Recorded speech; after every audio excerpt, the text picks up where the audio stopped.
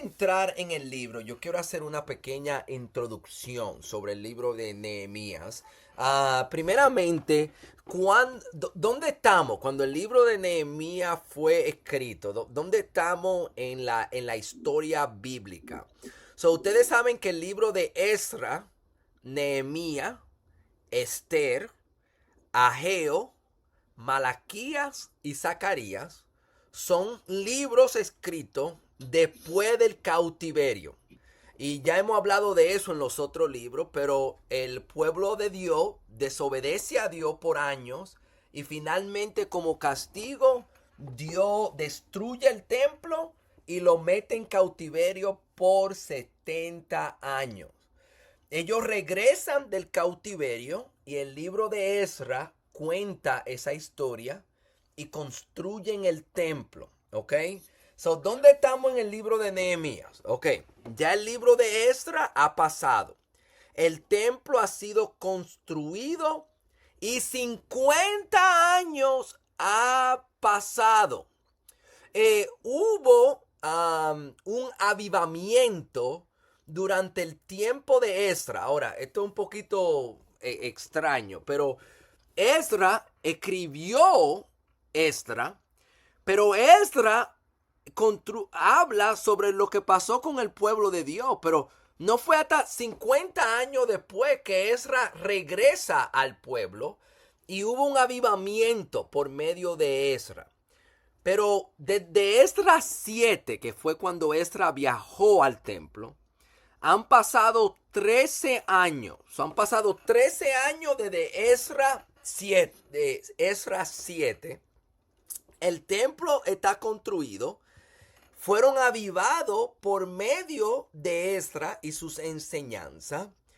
Pero la ciudad de Jerusalén todavía no tiene murallas. Y lo que vamos a ver es que ya en estos 13 años el pueblo de Dios está desanimado de nuevo. Y necesita que Nehemías regrese para construir la muralla y avivar el pueblo. Avivar el pueblo de nuevo. Y realmente eso nos recuerda a nosotros que el avivamiento es algo que es continuo. En otras palabras, Esdras vino, lo animó, pero 13 años después la muralla está caída y necesitan que lo animen de nuevo. Ahí es que estamos. ¿Me entendieron o fue un poquito confuso? ¿Entendieron? No, claro. Ok, rápidamente. Nehemías regresaron del cautiverio. 50 años pasaron, el templo se construyó, Esdras llegó, animó al pueblo en Esdras capítulo 7 y han pasado 13 años desde Esdras y ahora necesitan la ayuda de Nehemías, ¿ok? Eso es lo que a donde estamos aquí.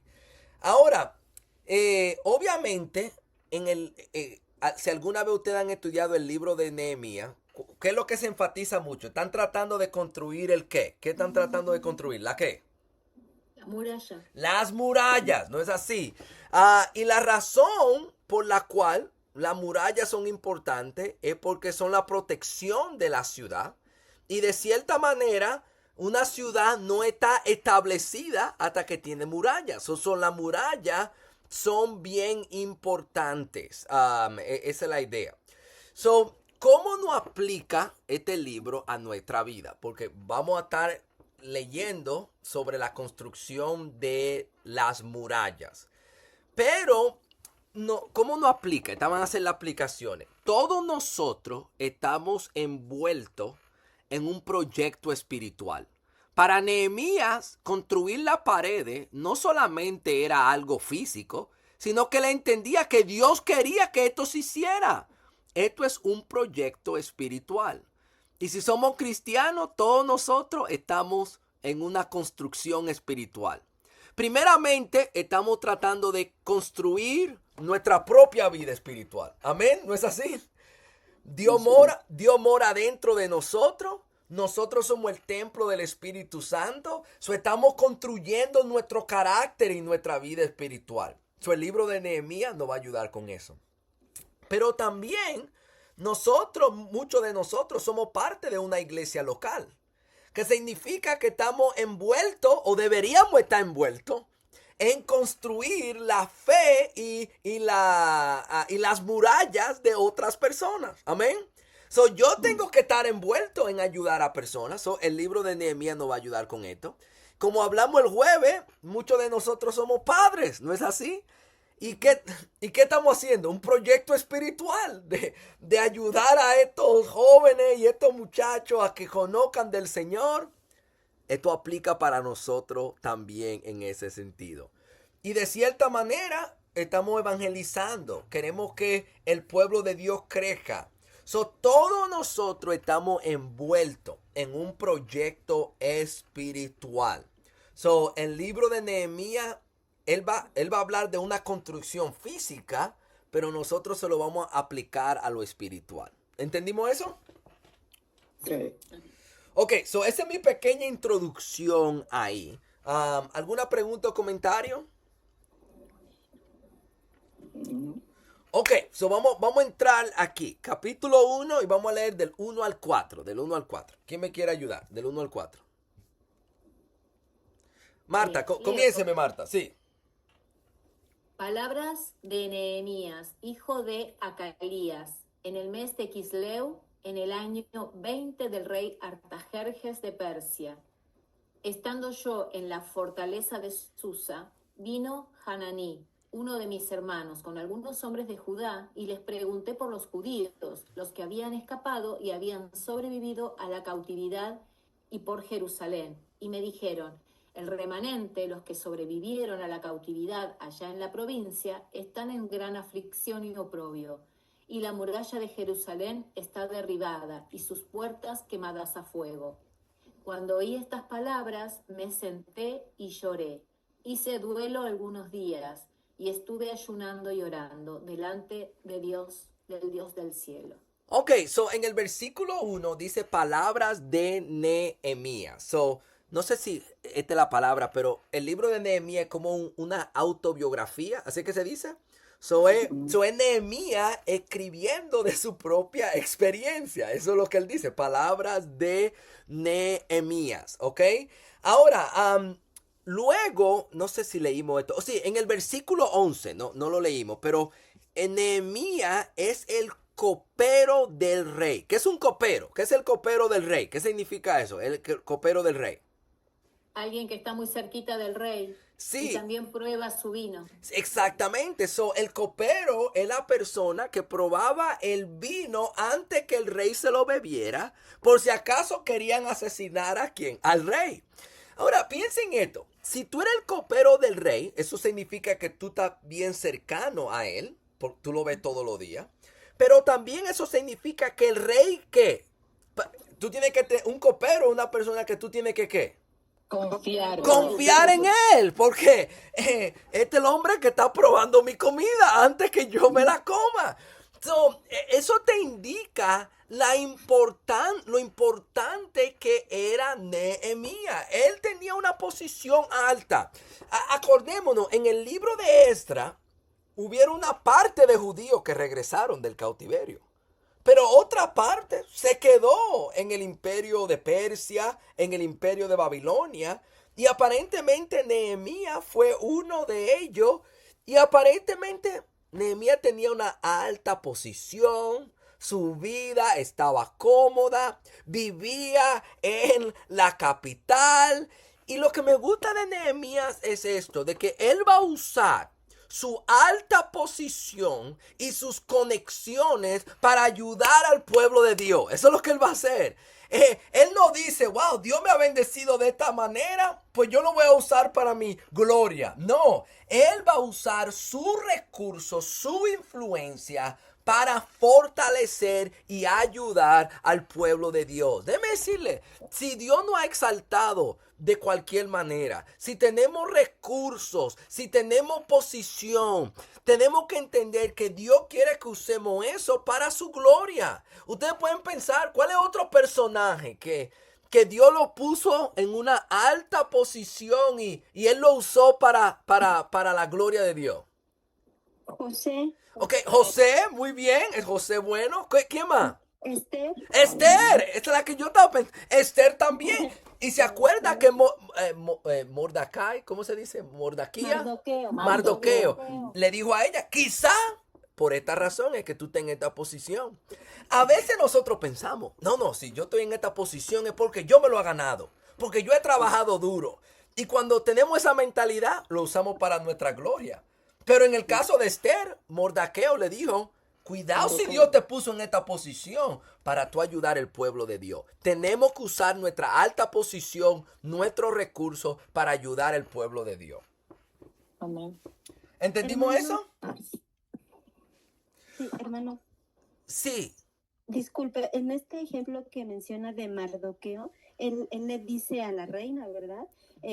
Pues si tú no ayudas al pueblo de Dios, pues él va a mandar a otra persona, ¿verdad?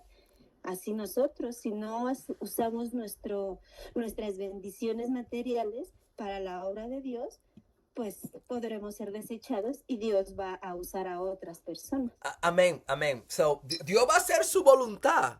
Lo bueno es que me use, eso es lo que yo quiero.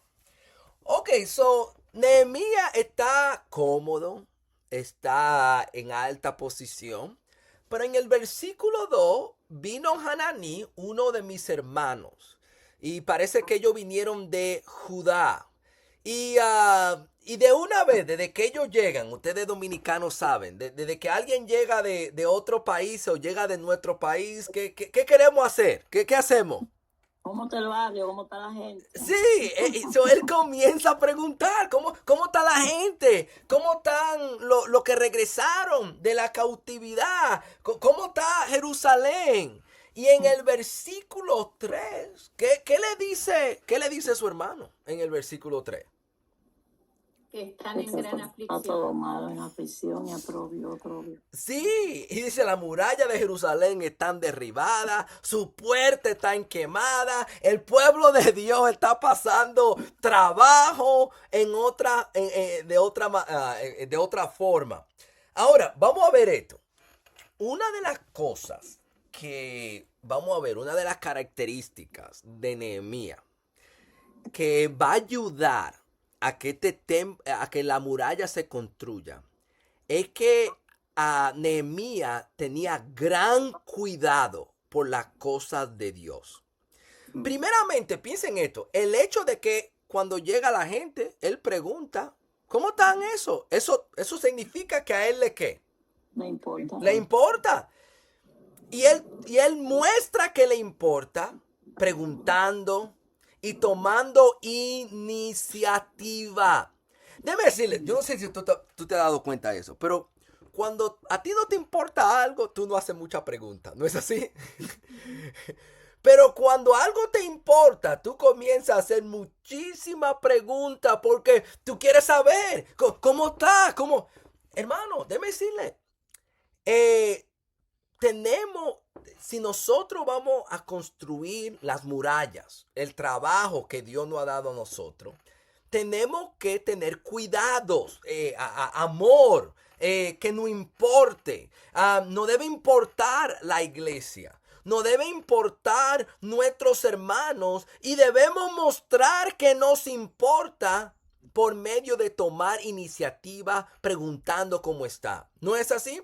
Ustedes no han visto eso a veces en la iglesia. Hay hermanos que no llegan.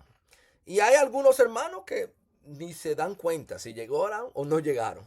Sí. Pero otros sí notan, otros llaman, otros. Y así tenemos que ser nosotros. Decir, esa es una muralla, es una parte del templo, es una piedrecita y no tiene que importar. Nehemías era así. ¿Entendimos eso?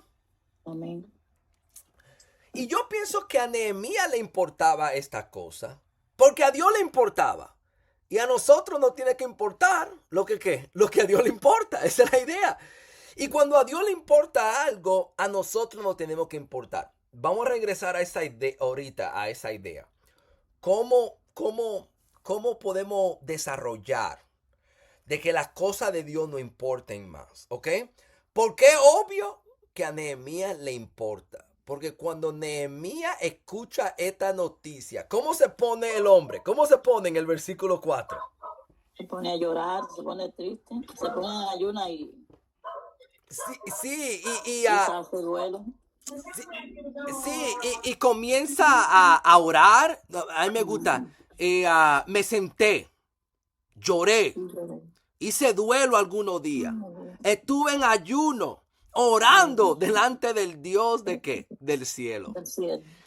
Debe decirle, obviamente todo esto muestra que a Nehemías le importa, porque él tuvo una reacción emocional a lo que pasó.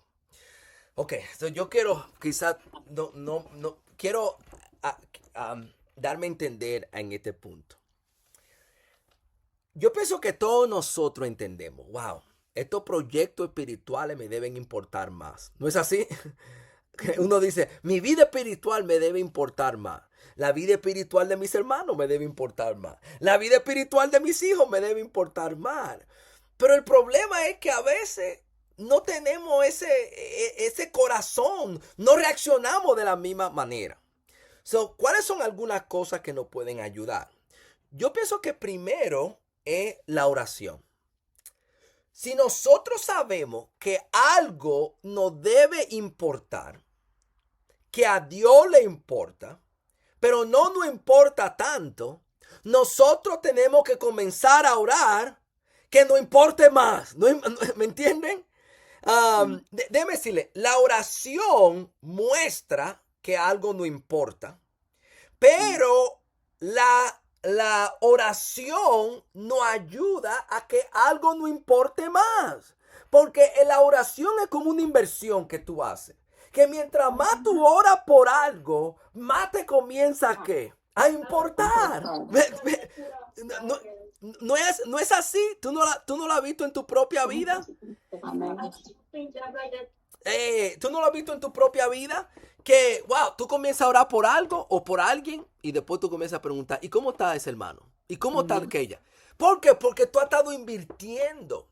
So, cuando algo no nos importa, que nos debe importar, nosotros tenemos que comenzar a orar por eso. Ahora, alguien diría, pero Roger, eso es un poquito mecánico porque tú estás orando por algo que no te importa mucho. Pero no debe importar. So, hay que orar como quiera hasta que no importe. ¿Me entienden el punto? So, tenemos que orar por nuestra vida espiritual. Y mientras más oramos por ella, más nos va a importar. Y quizá nos damos cuenta, wow, esta muralla está quebrantada y tenemos que construirla. Tenemos que orar por la vida espiritual de nuestros hermanos.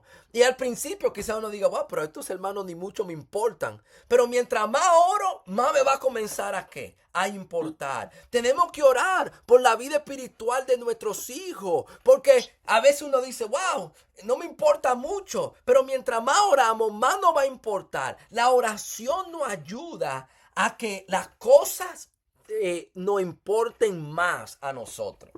No sé si me estoy dando a entender el punto aquí. Amén. Amén. Debe decirle la segunda cosa que nos ayuda. Y es tomarnos tiempo para que nos importe.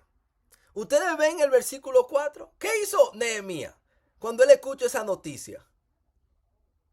Pensó, lloró, hizo duelo algunos días orando, Sí. ayunando. En otras palabras, esto es lo que yo quiero enfatizar. Me tomó tiempo hacer esas cosas. Sí, Nehemías no escuchó esa noticia y dijo, wow, está fuerte la cosa en el pueblo de Dios. Déjame ver qué hay en la televisión esta noche en la novela. ¿Tú me entiendes? No, él dijo, yo me voy a sentar con esto. Yo lo voy a sentir en mi alma y en mi corazón. Yo voy a ayunar sobre esto. Yo voy a orar sobre eso. Y en él pasarse tiempo con eso, lo sintió en el profundo de su corazón y lo va a llevar a hacer algo. Hermanos, hermanas, amigos que esté presente. Si nosotros no aprendemos a sentarnos con algunas de las realidades espirituales nuestras, nunca vamos a hacer algo para qué, para cambiar. La estrategia más grande de Satanás, él no nos quiere sentado. Él nos quiere moviendo de un show a otro show, de una novela a otra novela, de una distracción a otra distracción, para no pensar profundamente en la cosa de Dios, porque si pensamos profundamente sobre ella, oramos sobre ella, ayunamos sobre ella, Dios nos va a dar el corazón para decir, es tiempo de hacer algo sobre eso. ¿Me entienden el punto? Amén. Wow, en la cultura que vivimos esto es difícil porque es duro sentarse por un tiempo, porque desde que Satanás nos quiere con un audífono, Satanás nos quiere con una televisión, Satanás nos quiere enfrente de un teléfono, con un celular, pero tenemos que apartarnos, sentarnos, pensar fuertemente sobre esta cosa y pedirle al Señor que nos ayude. ¿Entendimos eso? Amén. Amén. Ok. Pregunto comentario en esta parte. Diga, Ricardo, ¿sí? Sí, es así. Yo he sentido eso. Tú sabes que a veces se habla de que, bueno, el mandamiento de amarnos los unos a los otros. Sí. Pero eso no es si yo siento amar. O sea, no depende de mis sentimientos, de mis emociones, es que debo hacerlo. Sí. Y a medida que lo voy haciendo, eso va fluyendo. Al principio cuesta, pero hay que, como en física, ¿no? Hay que romper la inercia y después todo fluye. Sí. Hay que trabajarlo, hay que hacerlo y después va a ser casi algo que lo hacemos por hábito, por decirlo de alguna manera, pero es que lo vamos a hacer, y eso de la oración cuesta, pero el mismo Señor Jesucristo, sin necesidad, porque era Dios encarnado, pero Él nos enseñó a orar en todo momento. Él se iba muy temprano. Entonces, antes de romper cualquier cosa, de atarnos a cualquier cosa, esclavizarnos, deberíamos ser libres en la oración. Sí, amén. Tenemos que sacar el tiempo de sentarnos y de orar. Y cuando hacemos esas dos cosas, el sentarnos para meditar, eso es lo que quiero decir. Eso va a crear en nosotros un fuego que nos va a llevar a la acción. No nos vamos a quedar mucho tiempo sentados. Ok, vamos del 5 al 11 es un ejemplo de una oración que Nehemías hace. Perdón. Ay, no, perdón, hermano, no había encendido mi micrófono. Okay. Yo estoy pensando ahorita que, por ejemplo, Nehemías nos da el ejemplo de acudir a quien se debe de acudir, ¿verdad? En estos momentos difíciles, porque él como copero, él bien pudo haber acudido al rey, ¿verdad? También a pedir ayuda a un hombre, pero no, vemos que él ayunó, oró y pidió, y así nosotros, cuando estemos en una situación así, pues lo primero es, y lo principal, acudir a nuestro Dios para que todo resulte de la mejor manera. Sí, amén. Ahora, él le va a pedir al rey, pero antes de hacer eso, él va a durar 4 meses en oración, antes de pedirle al rey. Vamos a ver eso, 4 meses. Yolanda. Roger, también hay algún comentario que tú has hecho, pero también yo digo que Nehemías se movió a misericordia y tuvo compasión del pueblo, donde él estaba en una posición buena y no tenía, como que dice, nada que ver con él él es de ese país, pero él no está en esa país, está en una posición y lejos de ellos. Sí. Y como que él se conmovió de su situación. Sí, Emma, Yolanda, cuando tú dijiste eso me hizo pensar en esto. Realmente Nehemías ya no, él no había nacido en Jerusalén. Ya el cautiverio, imagínate, ya los 70 años de cautiverio pasaron. Han pasado 50 años más 13. Nehemías es como si fuera la segunda, tercera generación. Ese hombre ni ha vivido en Jerusalén. Bueno, ahí no tiene familia. Sí, pero él estaba bien preocupado sobre ese pueblo. Quizás los padres de él habían hecho un buen trabajo inculcándole, diciendo, acuérdate del pueblo de Dios. Oye. Sí, Xiomara. Yo pienso que eso es como Moisés. Él no se crió con su familia, pero Dios tenía un propósito. Él fue con la otra parte, porque él tenía un propósito para su pueblo a través de él. Y eso fue lo mismo que Moisés, pienso. Sí, Moisés, otro hombre que dejó su alta posición para ayudar a su pueblo. Nehemías, Esdras. Maripili. Sí, hermano Roger, justo pensaba y estaba reflexionando ahorita que escucho a los hermanos, le escucho a usted, la importancia que a veces realmente yo en lo personal se me había pasado por alto, ¿no? la importancia del lugar donde te pone el Señor. Y es cierto, ¿no? Lo primero que uno anhela, de repente, bueno, eso me ha pasado a mí, es bueno, que ser bendecida, ¿no? Ser mejorada. No solamente hablamos en lo espiritual, sino yo también pido, bueno, lo material, porque bueno, hay necesidad. Y bueno, y he querido pues siempre pedir al Señor que me dé pues lo mejor, lo que pueda suplir mi necesidad. Y yo no me había puesto a pensar qué tan importante es tomar en cuenta eso. ¿Dónde te pone el lugar? ¿Qué margen de influencia tienes y la oportunidad para dar gloria al Señor, para poder hacer tantas cosas que yo no me había puesto a pensar? Quizás en lo más inmediato, en compartir, ¿no? Pero ahora lo veo desde otra dimensión, desde otra perspectiva. Sí. De cómo Nehemías veía esto, la oportunidad. Y a veces uno mismo, y yo me reconozco que muchas veces yo me limito, ¿no? No, yo soy una sencilla y simple secretaria, entonces como que no, yo aquisito nomás voy, ¿no? Uh-huh. No puedo ir más allá. Pero realmente es una bendición y creo que es una excelente oportunidad que el Señor nos está dando ahora en entender eso, sí. En entender, y es propicio este momento. Gracias, hermano Roger. No, amén. Y yo pienso que muchas veces estamos pensando si yo estuviera en otra posición o si, no, Dios, tenemos que enfocarnos dónde estamos para que Dios nos use donde estamos. Ok, vamos a leer del 5 al 11, la oración de Nehemías aquí, ¿va? Del 5 al 11. Yolanda, ayúdanos, del 5 al 11. Ok. Y dije, te ruego, oh Señor, Dios del cielo, el grande y temible Dios, que guarde el pacto y la misericordia para aquellos que lo aman y guardan sus mandamientos, que estén atentos tus oídos y abiertos tus ojos para oír la oración de tu siervo. Que yo haga ahora delante de ti día y noche por los israelitas, tus siervos, confesando los pecados que los israelitas hemos cometido contra ti. Sí, yo y la casa de mi padre hemos pecado y hemos procedido perversamente contra ti y no hemos guardado los mandamientos, ni los estatutos, ni las ordenanzas que mandaste a tu siervo Moisés. Acuérdate ahora de la palabra que ordenaste a tu siervo Moisés. Si ustedes son infieles, yo lo dispersaré entre los pueblos. Pero si vuelven a mí y guardan mis mandamientos y lo cumplen, aunque sus desterrados estén en los confines de los cielos, de allí los recogeré y los traeré al lugar que he cogido para hacer morar mi nombre allí. Ellos son tus siervos, amén, y tu pueblo, lo que tú redimiste con tu gran poder y con tu mano poderosa. Te ruego, oh Señor, que tu oído esté atento ahora a la oración de tu siervo y a la oración de tus siervos, que se deleitan en reverenciar tu nombre. Haz prosperar hoy a tu siervo y concédele favor delante de este hombre. Era yo entonces copero del rey.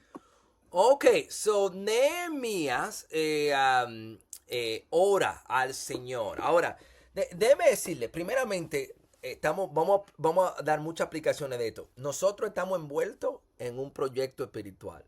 Ahora, yo pienso en Nehemías. Él escucha que la muralla del templo, la muralla de la ciudad están decaídas. Y yo diría, pero Dios, ¿qué yo puedo hacer sobre esto? Esto es un proyecto demasiado grande. ¿Tú me entiendes? Yo soy simplemente un hombre. Déjeme decirle, a veces los proyectos espirituales se pueden volver abrumador. ¿No es así? Pero ¿qué nos ayuda a que los proyectos espirituales no se vuelvan abrumador? La oración. Cuando sintamos que, wow, pero Dios, ¿cómo yo voy a hacer estos cambios en mi vida? ¿Cómo yo voy a poder ayudar a mis hijos? ¿Cómo yo voy a poder ayudar a la iglesia? ¿Cómo tu iglesia va a crecer? Si no oramos, los proyectos se vuelven abrumador y decimos, yo no puedo hacer nada. Pero si aprendemos a orarle al Señor, a ir a Él, eso nos da la oración. Vamos a sacar la fuerza para poder hacer los proyectos espirituales. ¿Entendimos eso? Amén. Ok, ahora, este es un ejemplo de una oración. Ahora, este es mi perspectiva. Yo pienso que Nehemías oraba este tipo de oración constantemente. Primeramente, él dice en el versículo 6, yo hago ahora delante de ti día y qué, y noche. So, él estaba orando esta oración constantemente, pero nota el versículo 11. Él menciona en el versículo 11, haz prosperar hoy a tu siervo y concédele favor delante de este hombre. Del hombre que él está hablando ahí, ¿el quién? El rey. El rey. So, yo pienso que Nehemías toda la mañana le está orando al Señor. Señor, tú sabes que tu pueblo, esta muralla tan mala construida o tan destruida, tan derrumbada, y yo soy el copero. Hazme prosperar. Ahora, él va a durar 4 meses orando esta oración hasta que Dios le dé la oportunidad de hablar delante del rey. Eso es lo que yo entiendo. Y que este es un ejemplo de la oración. Pero él va a durar 4 meses orando esta oración. Ahora, ¿qué incluye esta oración? Como siempre en la Biblia, ellos comienzan haciendo ¿qué? En el versículo 5. ¿Qué comienza haciendo? Alabando al Señor. Sí, te ruego, Señor, Dios del cielo, el grande y temible Dios. So, él comienza con la grandeza de Dios. ¿Por qué? Porque la grandeza de Dios es lo que nos da a nosotros la fe, es lo que nos da a nosotros la fuerza de que Dios nos puede ayudar. A veces nosotros comenzamos con el problema en vez de comenzar con Dios en la oración. Tenemos que comenzar con Dios. So, él dice, Dios, tú eres grande, tú eres el creador de los cielos y de la tierra. Pero ¿qué más? Él dice, tú eres el Dios que guarda ¿qué? El pacto de la misericordia. Tú eres un Dios. Aquellos que lo obedecen. Tú eres un Dios fiel. Tú eres un Dios que guarda pacto. Dios es fiel en este momento. Versículo 6. Escucha mis oraciones que yo te estoy orando a ti día tras día. Déjeme decirle, una de las razones por las cuales nosotros tenemos que aprender a ser persistente en la oración, como Lucas nos enseña a nosotros. ¿Se acuerdan? Lucas 18, la parábola de la viuda. Lucas 11, la parábola del amigo que va a la medianoche y le dice, dame pan. Y Dios dice, yo quiero que ustedes oren así, que sean persistentes, que me oren a mí. Nehemías nos enseña la persistencia. Él va a orar 4 meses estas oraciones. A veces nosotros tenemos proyectos espirituales y le oramos al Señor una semana y decimos, Dios, pero tú no me has ayudado. Una semana no es persistencia, 2 días no es persistencia. Tenemos que ir una tras otra delante de Dios, confiando que Él nos va a ayudar a cumplir estos proyectos espirituales. Amén. Oye, como dicen, orar sin cesar, no quiere decir, por nuestra vida hasta nuestra muerte, tenemos que orar sin cesar. Sí. Amén. Amén. La promesa de Abraham duró 25 años para cumplirse. Amén. Sí. Versículo 7. Nehemías confiesa sus pecados delante de él. Nehemías entiende que el pueblo de Dios está en esa situación por sus pecados, que las paredes están derrumbadas y que por esa razón reproche le ha venido a Dios. So, él confiesa sus pecados delante del Señor. Déjeme decirle, nosotros no vamos a construir nuestras murallas espirituales, al menos que tomemos responsabilidades muchas veces y confesemos y decir, ¿sabe qué? Yo no soy quien yo soy. No por aquella persona o aquella persona, pero yo no me he puesto la pila, como dice el dominicano, la batería, para ser quien yo debo ser. Dios, perdóname. O sabe que Dios, aquí hay un lío en la familia y yo sé que mi esposo tiene culpa o yo sé que mis hijos no tienen culpa, pero Dios, yo también he jugado mi parte. Perdónanos, Amén, Señor. amén. Y ayúdanos. Ok, esta iglesia, aquí hay un lío, aquí hay problemas. Y Dios, yo he jugado una parte, yo he chismoseado en vez de animado. Tenemos que tomar responsabilidades en nuestra oración si queremos que Dios nos use. ¿Para qué? Para arreglar las cosas. Pero esto no es verdad, hermanos y hermanas. Que a veces nosotros le estamos orando al Señor. Señor, arregla las situaciones. Pero lo que estamos orando no es que me arregle a mí, es que arregla a todo el mundo. No es así. Dios, arregla a todo el mundo. Señor, arregla a esta familia, pero arregla al esposo, arregla a la esposa, pero no a mí, arregla. Y Dios dice, no, vamos a comenzar contigo. Con Nehemías. Hay hermanos que a veces que le digo que a veces en el estudio del domingo, que a veces dice, hermano, que el Señor ayude a las hermanas, cambiar a las hermanas, que sean más unidas, que seamos hermanas, que seamos. Amén, amén. Tenemos que incluir siempre. Yo no tenía nada que ver con eso en un sentido, porque ni había nacido en Jerusalén y él se incluyó. Amén, wow, muy buen punto, exactamente. Nehemías dice, él puede decir, pero yo he nacido aquí, pero él se incluye ahí, entendiendo que él es parte del pueblo de Dios. Amén. En el versículo 8 y 9, él le recuerda a Dios, él dice, acuérdate ahora de la palabra que ordenaste a tu siervo Moisés. A mí me gusta mucho esa idea. Tú le estás recordando a Dios de lo que él dijo en la oración. Él dijo, Dios, acuérdate. Tú dijiste, si ustedes son infieles, yo los dispersaré entre los pueblos. Pero si se vuelven a mí y guardan mis mandamientos y los cumplen, aunque sus desterrados estén en los confines de los cielos, de allí los recogeré y los traeré al lugar que he escogido para morar, para hacer morar mi nombre de allí. Nehemías le recuerda a Dios lo que él ha dicho. Dios, de la misma manera que tú fuiste fiel para castigarnos, ahora Dios, sé fiel para restaurarnos como tú prometiste en tu palabra. Déjeme decirle, al final del día, Nehemías aquí está orando la voluntad del Señor. Primeramente, Dios prometió en Deuteronomio 30, del 1 al 15, que Dios iba a restaurar a su pueblo después del cautiverio. Y en Daniel 9:26, la construcción de la muralla era parte del plan de Dios. Cuando Nehemías está orando aquí, Dios ayuda a que yo construya esta muralla. Nehemías no está orando su voluntad, sino que está orando la voluntad de ¿quién? De Dios. Y le está diciendo a Dios, Dios, yo quiero ser una parte de que tu voluntad se haga ¿dónde? Aquí en la tierra.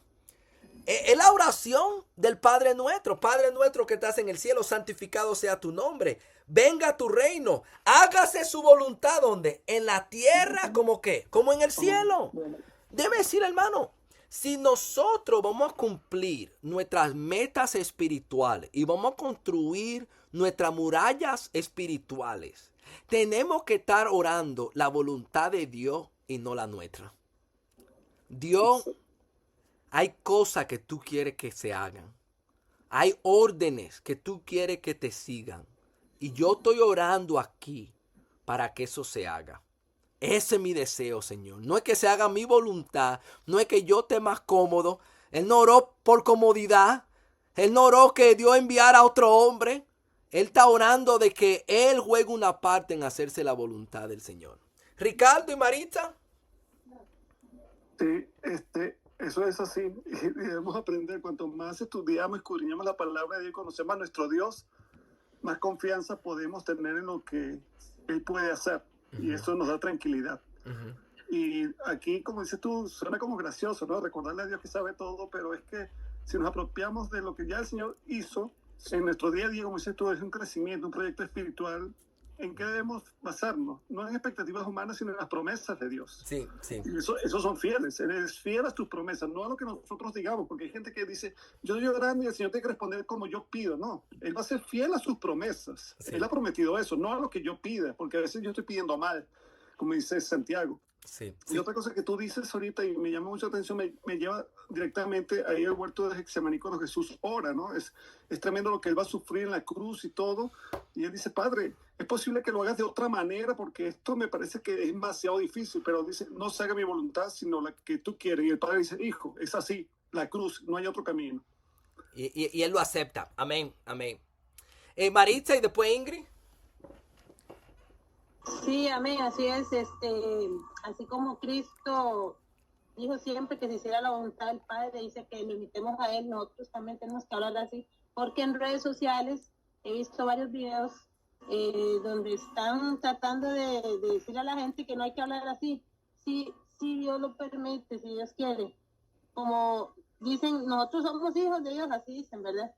Y entonces hay que pedirle, haz esto, haz lo así como a la fuerza. Apunta pistola, como dicen los dominicanos. Sí, sí. Sí, nosotros no estamos diciendo... Sí. Amenazado, punto de pistola.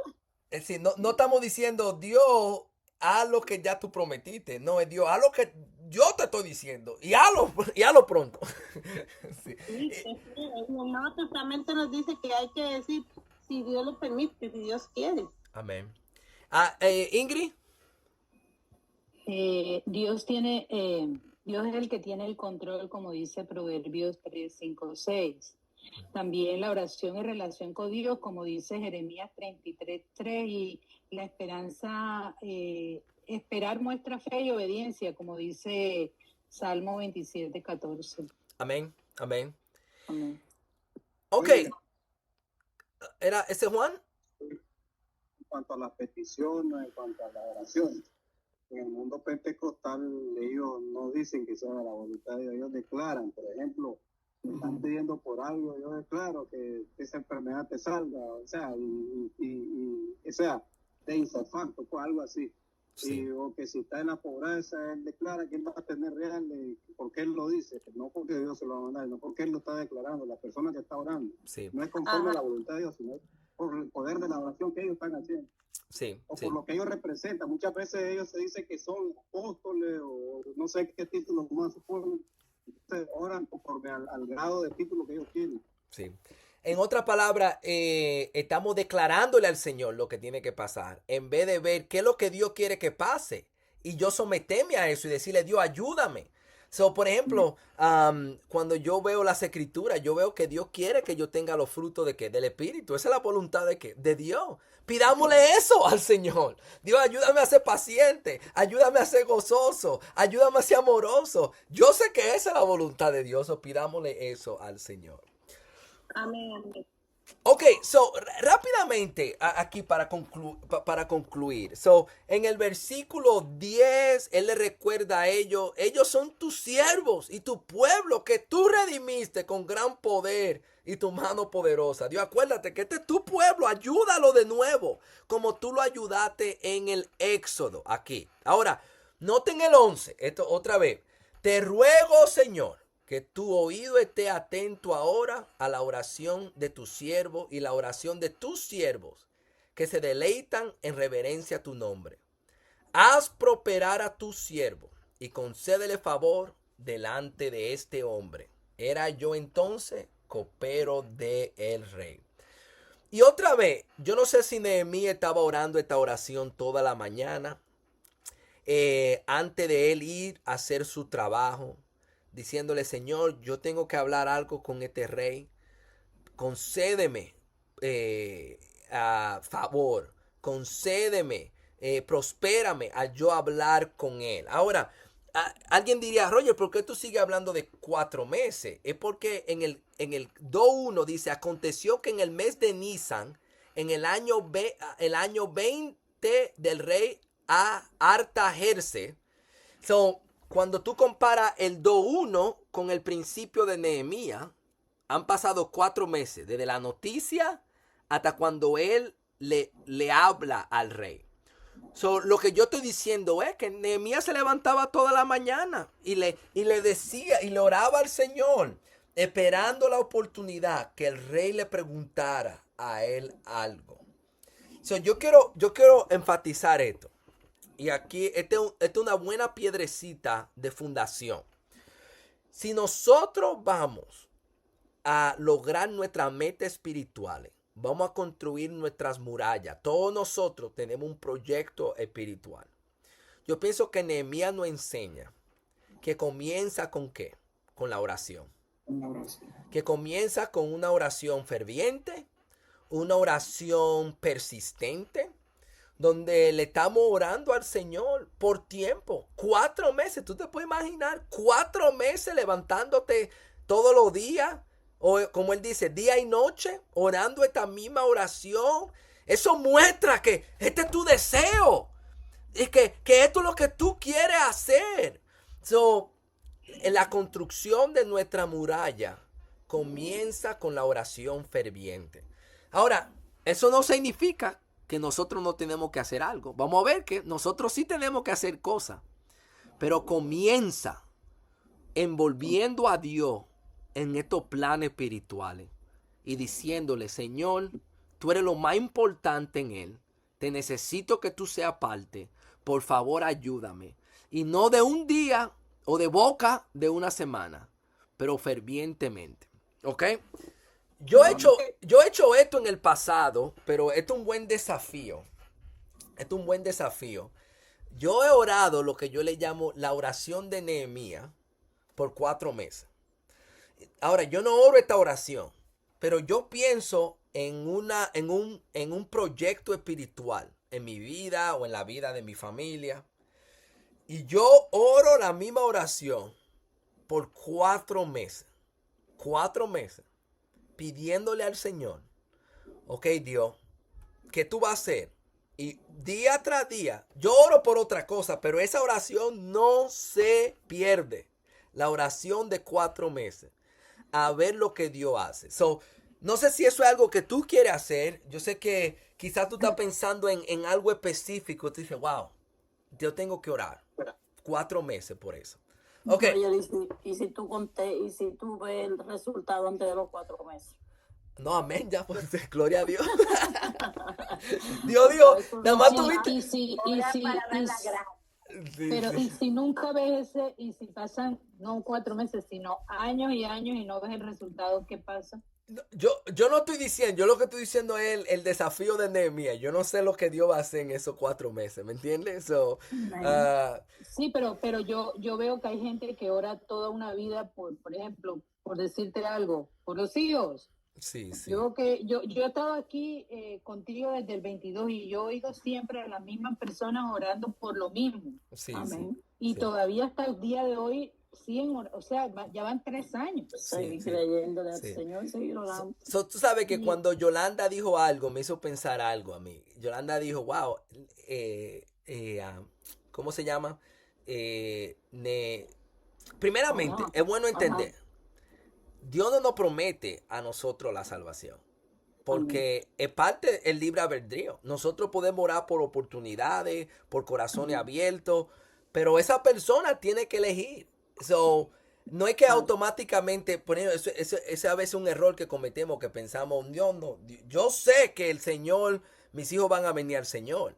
Como que Dios lo tiene prometido. No, ellos tienen que elegir. Hay libre albedrío. Pero también cuando Yolanda habló me hizo pensar, wow, ¿cómo se dice? Abraham tuvo que esperar 25 años por ese hijo. ¿Tú me entiendes? Por esa, de cierta manera, Romanos 4 dice, por esa resurrección. Porque ellos estaban muertos y Dios le dio vida a ellos. Y a veces nosotros vamos a tener que esperar 25 años para una resurrección espiritual de nuestros hijos. A veces vamos no orar 4 meses, pero 25 años para eso.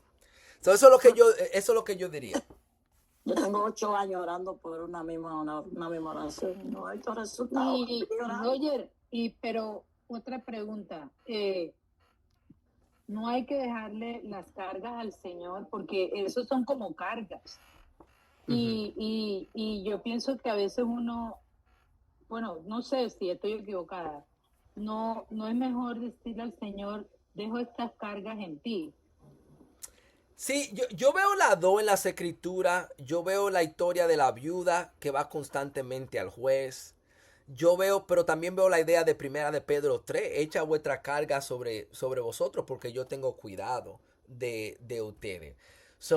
Yo pienso que a veces, dependiendo de la temporada de nuestra vida, por ejemplo, hay tiempos que yo he orado más por mi papá y su salvación, Pero hay tiempos que yo se lo dejo en la mano del Señor y digo, ok, Dios, yo te he orado suficiente. Pero después pasan 2 años y otra vez me viene solamente ok, vamos a orar fervientemente por eso, a ver lo que el Señor hace. So, yo pienso que un balance de las dos cosas, de que hay un tiempo que tenemos que, ok, Dios, pero también, ok, ahora vamos a orar fervientemente por eso, sí. Pero oye, yo creo que con lo que dice Ingrid, perdón, que por ejemplo, nosotros tenemos 5 años y más orando por los hijos, o sea, por los hijos nuestros y los hijos de otras personas del mundo, vamos a decirlo así. Pero dejar la carga al Señor, nosotros la dejamos, pero tenemos la certeza que un día, o la esperanza de que un día... Esa es mejor palabra, sí. Que Dios le toque el corazón a ellos. Sí, sí. No es que tratamos constantemente, pero sí lo ponemos todas las noches.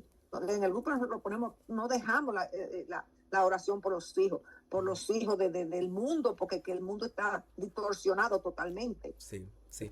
Pero, Déjame decirle algo que me ayudó. Yo escuché esto tiene que ver con la oración, que yo escuché hace poco que ayudó, que cuando Dios decidió darle al ser humano libre albedrío, de cierta manera Dios decidió limitar su poder. Porque Él dijo, yo voy a crear personas a las cuales yo no voy a poder controlar, donde ellos van a elegir entre el bien y el mal. Eso me ha ayudado mucho, esa manera de ponerla me ha ayudado, porque Dios desea la salvación de todo el mundo, pero la salvación no simplemente depende del deseo de Dios, depende del corazón y la decisión de la persona. Nosotros tenemos la esperanza, oramos fervientemente, pero también llega un momento que se lo ponemos en la mano del Señor. Ok, hay varios manos, déjeme ir a la manito aquí. Ricardo, después Debra y después Yolanda. Sí, gracias, Roger. Este estudio ha sido tan importante. Estoy recién aquí en el grupo y me encanta esta familia en la fe. Amén. Y agradezco que me hayan recibido. Es algo maravilloso estar aquí. Trato de no perderme las reuniones y me siento animado y edificado cada vez que estamos estudiando juntos, porque todos aportamos. Y eso de aportar es una exhortación del Nuevo Testamento, que dice Pablo que recordemos, ¿verdad? Que somos los miembros los unos de los otros, un cuerpo. O sea, si siempre nos vemos como un cuerpo, yo no puedo decir que si me golpeo un dedo, no me importa, ese dedo, lo voy a quitar, es más, lo voy a cortar. No, más bien tengo que atenderlo. O sea, las demás partes que están sanas van a atender lo que está enfermo. Entonces, eso de estar orando los unos por los otros, Pablo decía, oren por mí. O sea, yo aquí he pedido oración porque siento que eso es una muestra de amor. El Amén. orar. Tal vez yo no puedo mandar un dinero, pero puedo orar. Y el Señor sabe a quién tocar el corazón para que vaya la ofrenda o vaya la ayuda. Porque confiamos en un Dios que actúa, que abre puertas, toca el corazón de los hermanos en la fe o aún de los impíos para que algo suceda. Sí. Entonces es tan bonito porque esa muralla, ¿verdad? En Jerusalén era piedra, pero no era mi muro, ¿no? Yo estoy haciendo mi muro, no, sino era el muro para toda la ciudad. Entonces, cada quien está poniendo una piedra, está poniendo un aporte para que eso se haga efectivo, para que ese proyecto se lleve a cabo. Entonces, aquí qué hermoso que sí, podemos tener proyectos personales, espirituales, pero como comunidad, como iglesia, como un cuerpo, también debemos estar pendientes los unos de los otros. Amén, amén. Debra, yo veo tu mano ahí. No, yo quería decir cuando estaban hablando de que las oraciones, cuando uno le pide algo al Señor, el Señor es tan grande que yo siempre he orado por mi madre, ¿verdad? Por su salud, y nunca ha pasado, pero también he orado siempre por mi hermano más pequeño, y no diría yo, maybe algunas 3 semanas, mi hermano que nunca me ha hablado de Dios, que nunca ha ido a la iglesia, y me saltó de la nada, yo creo en el Señor, y yo voy a buscar al Señor, y yo voy a comenzar a ir a la iglesia. Y yo cuando él me dijo eso, yo me quedé como, no o sea, todavía, hasta se lo dije a mi prima, llamé a mi tía, que está en Santo Domingo, y se lo dije, y la tía mía dijo, sí, vamos a seguir orando, porque es increíble que, o sea, para mí que me haya dicho eso, yo me sorprendí, Larry nunca me había hablado algo del Señor. Y él me dijo eso. Es decir, que el Señor sabe, hermano. Sí, amén. Y él tiene su propósito. Gracias Debra por compartir eso. Y lo que vemos a veces es que nosotros oramos por algo y nosotros queremos que algo pase, pero el Señor dice, eso no, la respuesta es no. Dios va a dejar que un Juan, el apóstol Jacobo, muera, pero va a liberar a un Pedro. So, a veces queremos que Dios haga todo exactamente como yo quiera, pero Dios sabe su voluntad y su propósito. Yolanda, último comentario para acabar. Roger, esto no es espiritual, ¿no? Es algo que me pasó a mí anoche. Y lo llevo como testimonio y lo voy a decir a ustedes. Anoche en la iglesia yo llegué con mucho dolor de espalda, una cosa horrible. Y se me acerca Gary y me saluda. Me dice, ¿qué tú tienes? Ay, dolor de espalda terrible. Y no me va de calmante, estoy bien mala. Me dice, pero vamos a orar. Eso es lo que hay que orar. Me dice, me embullo ahí y sigo hablando. Se me acerca Rosa. Digo, Rosa, ¿tú tienes calmante? Me dice, no. Digo, ay, tengo un dolor de espalda malo. Me dice, vengo a orar. Rosa fue a la farmacia, me compró un Tyler, no me buscó un vaso de agua. Me dice, ¿quieres té? Ahí hay té. Digo, no, está bien, Rosa. ¿Cómo te sientes? La hermana que estaba al lado me dice, ya te sientes mejor. Entonces yo como que me sentí como tan acogida, que hasta me olvidé el dolor de espalda. Te digo porque uno habló de oración, otro actuó, otro me preguntó, ¿me entiendes? Hicieron lo que Nehemías hizo. Sí. Gary me habló de vamos a orar por el dolor. Rosa actuó, compró el calmante, me lo dio. Y la otra hermana estuvo pendiente de que si se me quitó el dolor. Entonces, me sentí como que, digo, qué bueno pertenecer a una familia de Dios, de verdad. Amén. Como Ricardo dijo, toda esa piedrecita haciendo su trabajo y preocupado. No di que mismo, no, la muralla de todo. Vamos a ayudarnos el uno al otro. Amén. Sí, amén. Ok, pues este estudio de Nehemías comenzó bueno, me gustó. Parece que elegimos un buen libro aquí, ok.